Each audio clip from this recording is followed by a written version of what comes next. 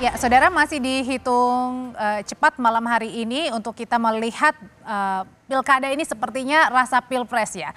Salah satunya adalah yang kita soroti soal Jawa Tengah yang merupakan pertarungan bisa dibilang mati-matian PDI Perjuangan melawan pengaruh Jokowi di kandang banteng. Atur siasat ini dilakukan setelah lumbung suara mereka di kandang banteng bisa dibilang diobok-obok dalam Pilpres 2024. Saat itu Prabowo Gibran yang didukung Koalisi Indonesia Maju menancapkan bendera kemenangan. Istilah kandang banteng ini merujuk pada pusat kekuatan pendukung PDI Perjuangan di Jawa Tengah, Bali dan juga Sumatera Utara. Seperti apa kalau dilihat dari data exit poll, yang unggul ini adalah pasangan Ahmad Lutfi dan juga Tatsy Yassin. Sudah bersama kami membahasnya peneliti Litbang Kompas, Yohan Wahyu. Mas Yohan, selamat malam. Malam, Audrey. Mas Yohan, ya. Yang unggul saat ini dari suara atau hitung cepat ya, dari Litbang Kompas ini adalah pasangan Lutfi, Pak Lutfi dan juga Tatsy Yassin. Yang paling berpengaruh, kenapa para pemilih ini memilih paslon nomor urut 2?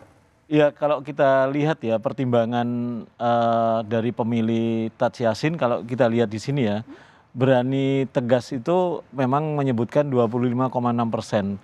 Tapi yang berpengalaman tinggi gitu ya, 55,1% yang menyebutkan kenapa memilih Pak Lutfi karena pengalaman. Kalau kita lihat Pak Lutfi kan mantan Kapolda Jawa Tengah. Itu berpengaruh sekali. Salah satu itu pengaruh, memori masyarakat Jawa Tengah kan masih tidak bisa dilepaskan beliau mantan Kapolda Jawa Tengah. Dari sisi pengalaman, dari sisi karakter ya. Tapi secara umum memang kekuatan sosok itu jadi pengaruh paling banyak orang mempertimbangkan memilih calon gubernur. Terutama sosok calon gubernur. Nah, artinya sosok calon gubernur Jawa Tengah ini sangat berpengaruh dibandingkan dengan partai politik. Benar. Yang basisnya adalah dari dulu PDI Perjuangan di sana. Iya, jadi memang ada fenomena split voting gitu ya. Ada perbedaan orang ketika memilih partai dan orang ketika memilih pilkada.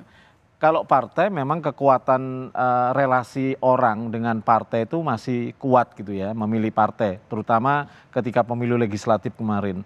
Tapi kalau memilih orang di pilkada, calon gubernur, calon wali kota maupun bupati, ini kekuatan sosok yang lebih dominan gitu ya. Kalau kita lihat misalnya ya, hasil exit poll kita, pemilih PDIP memang menyebar, tidak meskipun porsinya secara lebih banyak itu ke pasangan Andika gitu.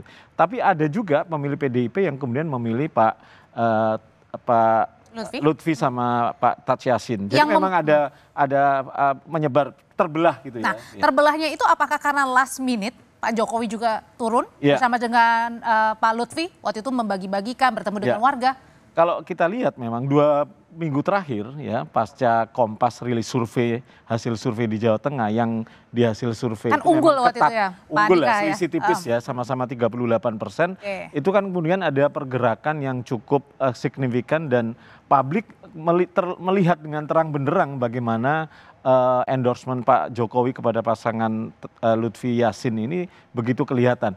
Ditambah lagi dengan endorsement Pak Prabowo gitu ya, yang sehingga meskipun Pak Prabowo-nya cuma sekali ke sana bertemu. Cuma sekali dan itu kan secara tegas ya, ada video yang kemudian diposting di akun IG Pak Lutfi, itu sedikit banyak memang memberi pesan ke masyarakat bahwa pasangan Lutfi Yassin ini mendapat dukungan dari Jokowi dan Pak Prabowo, mantan presiden dan presiden saat ini yang lagi menjabat. Meskipun debatable ya, ketika Pak Prabowo menyampaikan dukungannya itu memang statusnya ada yang menyatakan beliau sebagai ketua umum Gerindra.